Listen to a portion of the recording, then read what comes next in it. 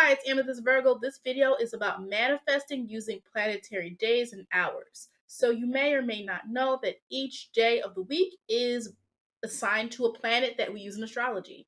And also, if we go even further, each day can be broken down into planetary hours where we can use the energy of that planet to manifest, to make certain decisions about our lives. So we're going to go into all of that. I'm going to show you how you can look up the planetary hour, going to show you some examples, and we're going to dive into what does this all look like.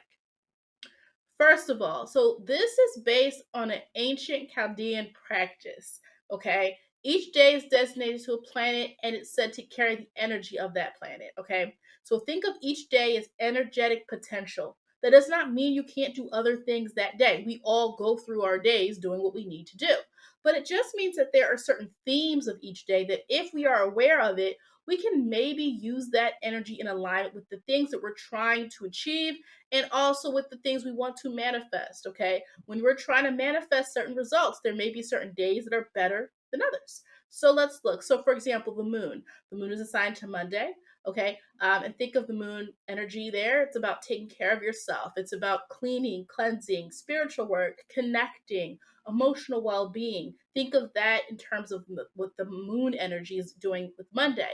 With Mars, if we think of Monday, a lot of us, who have a regular work schedule, Monday, we kind of get ourselves ready, mentally prepared about what we're going to do and how we feel about the week. And then by Tuesday, there tends to be more action. We now know what our week's going to look like. We may be more bold. This also could be a good day for dealing with conflict or challenges. Next, Mercury. Mercury is Wednesday, and so that's about communicating, meetings, conversations, transactions. If there's a conversation that hasn't gone well, maybe you want to try to plan it on a Mercury, on a Mercury day and see if it goes better. Maybe you want to line it up with the Mercury hour. We'll talk about that in a moment. Jupiter is Thursday. This is assigned to energy around chances, fortune, new experiences, adventure. If there is something new that you want to try or do, or an idea that's very optimistic that you want to share with your team or whoever at work or whatever, Jupiter may be a good day to do that.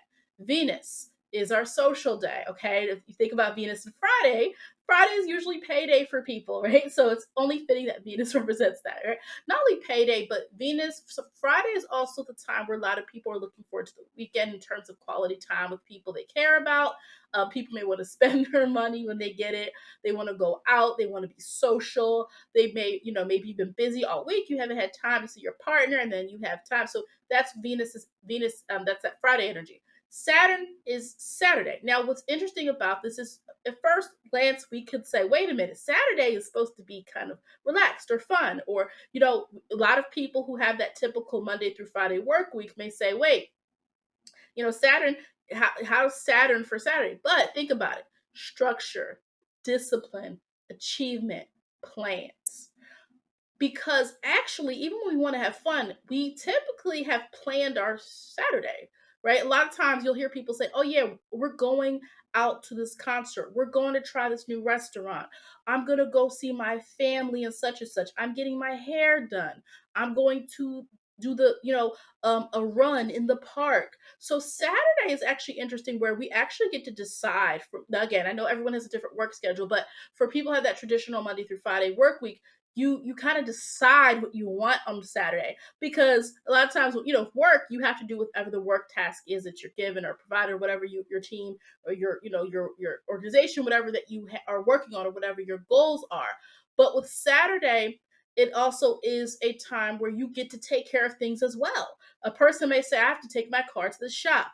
I have to go do this. I have to go do that. So it's actually interesting that Saturday isn't only just this, oh, I'm off work, relaxed day, because one, people have different work schedules, but also because Saturday is often a time where people do what they have put off and what they now know they have to do because they may have more time to do so. And Sunday, the sun, is self. Think about how people tend to wind down as we get closer to the end of the weekend, and how Sunday, if a person went out all Saturday or went doing this and that, Sunday may be their day for themselves. This is about self interest, self investment. You're making declarations. You might be saying, you know what, this week, this is what I'm going to do. This is a good time for rejuvenation. So Sunday has a different, that different aspect to it where it is more self indulgent or self involved energy. Now, I also would want you to think about your relationship with these planets. What day were you born? You can look that up. So, um, you know, sometimes birth chart programs won't tell you the day. I know the one I do will, but if you don't have one, just go to astroseek.com, put in your information, it'll tell you the day. Or you can just Google calendars for the year you were born and it'll tell you what day you were born. You can see the relationship. My relationship is with Saturn. Okay, I was born on a Saturday. So, because this is an ancient practice prior to the discovery of the outer planets and the newer planets, new, not really new to us, but newer compared to ancient astrology, Uranus, Neptune, Pluto. So, because of that, they're not included in this really. Now, you may find some astrologers who have found a way to include it. I personally know that this is the model here, but if I wanted to make my professional opinion about the other days, the other planets' influence, I would say that Uranus equals Saturday. Why? Yes, I just talked to you about Saturn and doing the things we put off, and how Saturn, we still have plans usually on Saturday, and like we structure our Saturday a little bit more with what we want to achieve from the day. But Uranus is about, the planet of spontaneity. It's about, freedom. And some people view the weekend as freedom, right? Saturday, Sunday through Saturday. Now, again, Saturday through Sunday. You can argue. And I think there's a great, and I know that in America, especially the structure of the work week and all of, the work week and weekends is obviously around, industrialization and around work and very old ways of which people viewed work. And so the question always is like, who decided the work week is 5 days for most people and your weekend's only 2 days, right? Like I could go for 3 days in the weekend and for work. Like I could go with that. But anyway, point being, Uranus can also represent Saturn because it is kind of a more free day for most people. It is, I'm gonna do, sometimes you'll ask people what you're doing, they're like, I don't know, I'm just gonna do this. I might just go out to the festival and I'm just gonna, right? Like this feeling and this energetic feeling of freedom, especially in the society that we live in terms of what Saturday sometimes represents for some people. I would say Neptune can be associated with Friday. I think Neptune with Friday because, like, if you think of Friday's energy, it is like we're wishing and wanting and looking forward to something else. Now, even if you don't have this traditional work week, it's usually Fridays are, still usually seen as okay, we're going to recycle and figure out next week what we're going to do. Even if you don't have the traditional work week, we do know that there are some places that are closed on Saturday and Sunday. So even if you don't have the Monday through Friday work schedule, we all kind of understand as a culture, as a society, Saturday and Sunday is considered this weekend energy. It's a weekend, regardless of when we work. And so Neptune and Friday, it kind of like also it could be a time to envision. A lot of people have their end of week meetings on Friday. You start to think about the week ahead and you start to envision it, or you plan out what you want to do for the weekend. So Neptune for Friday, because it does kind of allow people to pause and start to think about what they want to do, whether that is work related, whether that is activities, whether that is just something they are looking forward to for the weekend. Neptune kind of encompasses that. Okay, let's think about what we want and what we wish and what we desire. Now Pluto, I could say Pluto could go either way. Tuesday, because Mars rules Tuesday in this Chaldean flow of the planetary days. But also I was thinking not just Pluto and Tuesday, but I was thinking Wednesday.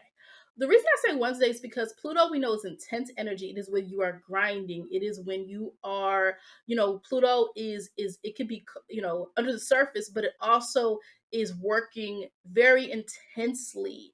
And so sometimes I feel like Wednesday, that middle of the week, is when people are working the hardest because you're trying to get something done. The beginning of the week can start off, you might have a lot to figure out, right? The beginning of the week, you're like, okay, let me figure things out. By the middle of the week, you're typically in the midst of doing something. And as the week winds down, you are, finishing up whatever you need to finish. It's coming to a culmination. And so Pluto to me has a lot of Wednesday energy, in my opinion. But again, these are my opinions. This moon through sun, like that is the ancient practice. So if you just want to go with that, that's perfectly fine. Now, how does this look? Okay, so we just broke down that. Let's talk about the breaking down of the day, though, because you're like, okay, got it. I got it. The sun is Sunday. The moon is Monday. Got it. That's easy. But what we also want to look at is each hour of the 24-hour day is ruled by a specific planet. Okay, so let's think about how the zodiac signs are broken down to decans, right? So I have a video about decans. Think about that in the same regard. Okay, just like the zodiac signs are broken down to decans, the day is broken down to sub-ruling planets, even though there's a main day ruling that day. So yes, the moon rules Monday, but guess what? At 2 o'clock in the afternoon, not only is the moon ruling that day, that hour may be ruled by a different planet. And so we're thinking of the energy and the possibilities within that. Okay. So if you're confused by this, just think about decans. Think about how you've accepted the theory of decans, right? And think about that as well. Break that down similarly to the fact that if you are a Virgo, born in the first decan, you are ruled by Mercury double. You're double Mercury. If you are Virgo, born between September 2nd and September 12th, you are co-ruled by Saturn. Your ruler is Mercury, but you're co-ruled by Saturn. And if you are a Virgo born September 13th to September 22nd, you are co-ruled by Venus. So the reason I'm bringing up decans is to make that hour is going to give another energy to that part of the day. So let's look at an example. Okay, so this is a really good site, I would suggest, because what happens is you have to understand the planetary hour. You're actually going to need to use your location. So your location is not going to be the same as someone else's because you're going to have to use sunrise. And we know that sunrise and sunset depends on where you are located. So each day will start with the planet that rules that day. So, for example, I pulled up a chart yesterday when I did this video, recorded this, or made this slide. This was Saturday. Since this is a Saturday, that means it has to start with what? Saturn. The first hour of the day is Saturn. It's not 12 a.m. We're using sunrise, okay? Which means I would have to look, let's say we were in Las Vegas. If you're in Las Vegas, sunrise would be at 6:09 a.m. Now, if you were in San Francisco or you are in Toronto, you would have to plug in where you are, okay? So point being, refer to sunrise. It starts the cycle of that day. You also will notice that this is the cycle it goes through all day. Saturn, meaning in Chaldean practice, it's Saturn, Jupiter, Mars, Sun, Venus, Mercury, Moon. Meaning even when we start off the day with a Jupiter day, you're still going to see that same flow, right? It's going to start Jupiter, Mars, Sun, so forth.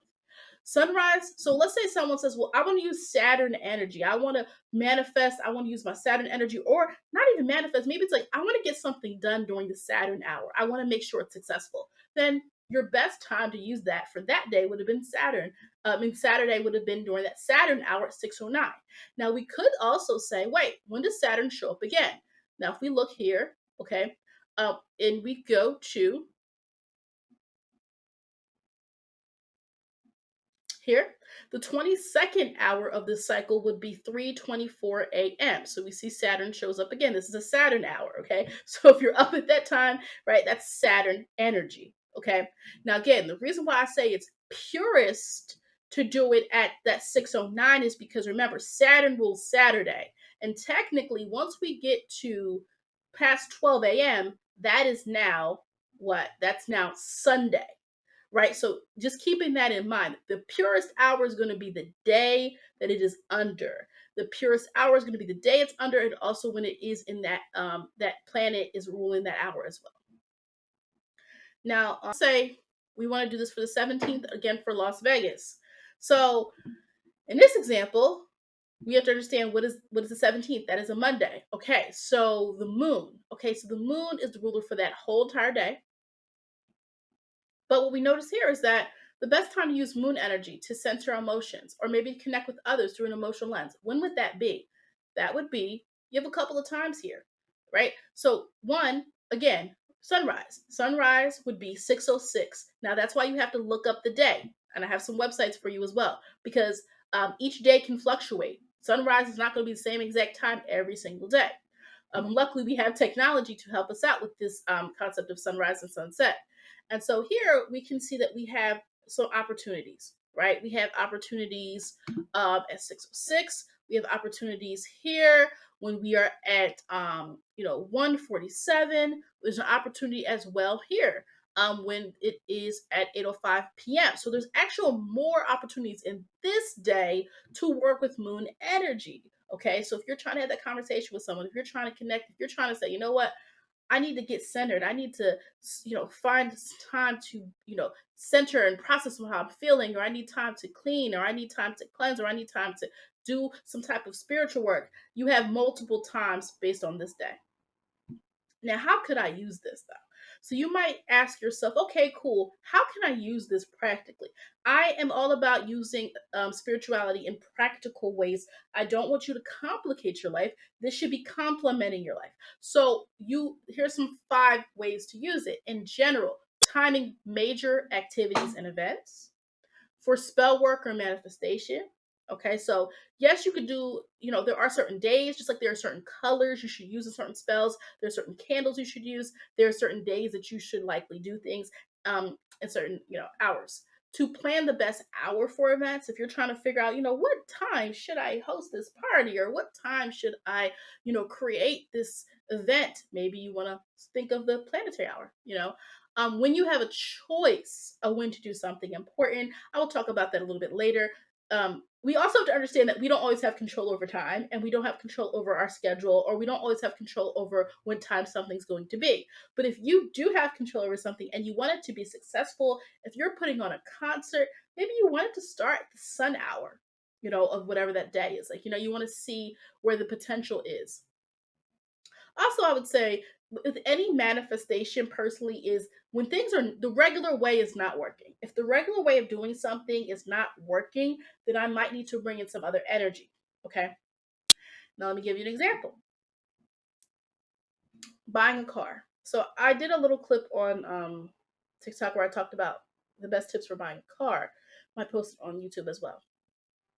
You want to, buy a car not when the moon is void, of course. You want to buy a car during a fixed moon. Try to, you want to make sure if you're buying a car, Mercury is not in retrograde because you have to sign paperwork when you're buying a car. So you want to avoid that. Yeah. So, and a couple of other things that I think I said as well, but I'll share that at some point. So, point being, let's break this down. So, for let's say myself, so I wanted to buy a car, bought a car on a Saturday during a Mercury hour. Okay. I did not mean to buy it during a Mercury hour. I just so happened to know what was passing through my third house. And once I drew the event chart for when I actually purchased the vehicle, I realized I purchased it during a Mercury hour. And I did not plan it that way. So I thought that was really like interesting that I just naturally chose that time and it was during that Mercury hour. So let's talk. So it was a Saturday. I did not originally plan to be a Saturday. I was making a decision. So it took me a while to make a decision. But Saturday, I was like, okay, fine. Saturday, it's longevity. Saturn represents stability, maturity. It's also the day I was born. I have a pretty good relationship with Saturn for the most part. Saturn is also in my third house. The third house rules short-term travel and vehicles. So I was like, okay, Saturn, I can work with Saturn energy. Mercury, again, is cars, transportation. Mercury is an Earth sign at the moment, and is an Earth sign was in an Earth sign at that time. And so, because it was in an Earth sign at that time, I'm like, okay, this also kind of works well with what I know to be true, just about my own chart. Mercury is creating that. Now, again, you can't always get it perfectly. This is not about perfection. It's about timeliness. Because technically, you're like, wait a minute. Mercury in Taurus is squaring my Mercury in Leo. Oh no, right? But at the same time, you want to make sure as many positive factors are in place as possible. It's okay if it's not perfect. You're trying to find 4 to 5 positive indicators of when you should do something. Okay. How could I use this? Here's another way you could use this. Let me give you another example. A wedding date. Now, Be careful. I'm not saying you have to plan your whole entire life off of planetary days and hours. Most of us have gotten along fine without doing that. This is something to work with you. This is something not to complicate your life. It is to complement your life. Okay. I think it's fun to do this when you have a choice. If you don't have a choice in something, you're just going to have to trust your logic, your judgment, and all these other things as well. Okay. Wedding date, let's say, consider the energy of the day. Venus, Moon, Saturn. Venus is about partnership, coming together. Moon is about that emotional connection, and Saturn can be about longevity of a relationship. When deciding the time of the wedding, can it be during a Venus hour? Maybe it's not a Venus day. Fine. Can't be a Venus day. The venue is only open on Monday, or it's only open on Thursday. I don't, right? The venue is only open on a Sunday. Well, maybe you have some type of, you can pull up the planetary chart, the hours for that day, and say, you know what, let me try it this time. Maybe this will be auspicious for me. You'd also want to avoid squares to the moon, negative aspects to Venus, and draw an event chart for the time of the wedding, right? So you can draw an event chart. You could also look at each person's transit. Would I obsess over this? No. I mean, you could spend an hour looking at this and then make your decision. Here's what I personally believe. Keep in mind, I say focus on 4 to 5 major positive indicators that you should plan something at a certain date, time, and then move on. Obsessing over every detail is going to make you not do anything. And I've always said to people, astrology and tarot and all these other tools we have should not be hindering you. Like, you have to be spiritual, number one. Like I said, tarot is great. I tell people the magic is you. It's not the cards. The cards use your energy to tell and give messages, right? But you are the magic, right? You are the person who is developing their spiritual awareness, okay? And so you can't do that if you're not making decisions. If you are waiting for hours to find the perfect date according to astrology, you might miss that venue. You might miss that time. You might miss a deadline. So be careful with that. The limitations. Okay, of course we're going to talk about that. The limitations to timing techniques and manifesting. I always tell people, be realistic. You live on Earth. Okay, yes, some of us feel like we are visitors to Earth. We are not understanding. Like, a lot of times, these earthly happenings, right? I'm an earth sign person, but and it's, I can follow rules and laws and things like that, and I know, I understand the practicality of things, but there's a lot of things in this world that I don't understand, and not understand, like, I don't understand it, more so in terms of, it just doesn't feel right the way this world works many times. So for those of us who are very spiritually advanced, we know there is another way to do things, and we've sensed it and we felt it and maybe experienced it before in some other reality. And so that's why it's hard for a lot of us to feel at home at Earth sometimes. So be realistic, though. We still live on Earth.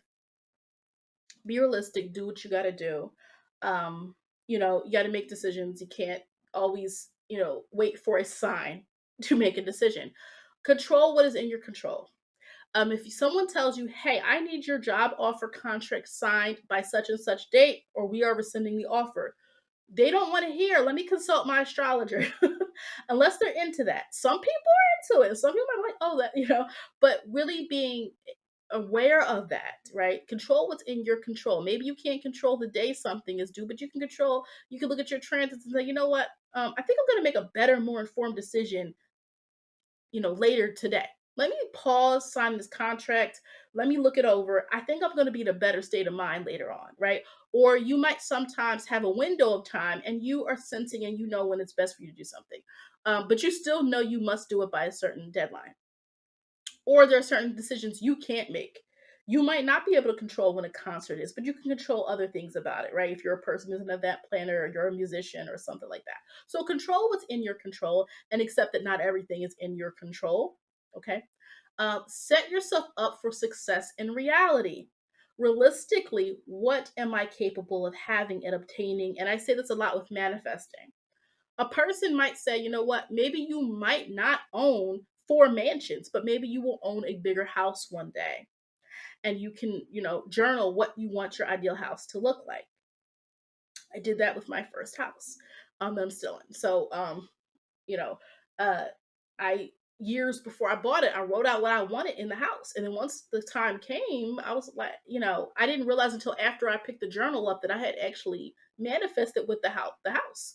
And of course, manifesting, again, realistically, it doesn't mean someone handed me a house. Of course, I had to put a down payment down and have my stuff together. But the point is, I was looking for something in particular, okay? And I was writing out what I wanted that to look like. So being, and again, it's not about finding a perfect thing. It is about finding something as closely to what you want as possible, and understand that that's a life, okay? And have a backup plan if you cannot use planetary energy. You know, we live in reality. And so I do heavily believe in logic.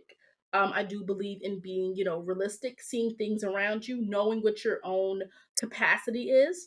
If you can't use planetary energy, you still should be well planned for what it is that you want. You understand what I'm saying? Like, regardless of whether I pull a tarot card or I pull up a chart, I make many decisions every day, and I'm not pulling up a chart, and I'm an astrologer. I'm not pulling up a chart. I don't have to pull a tarot card out.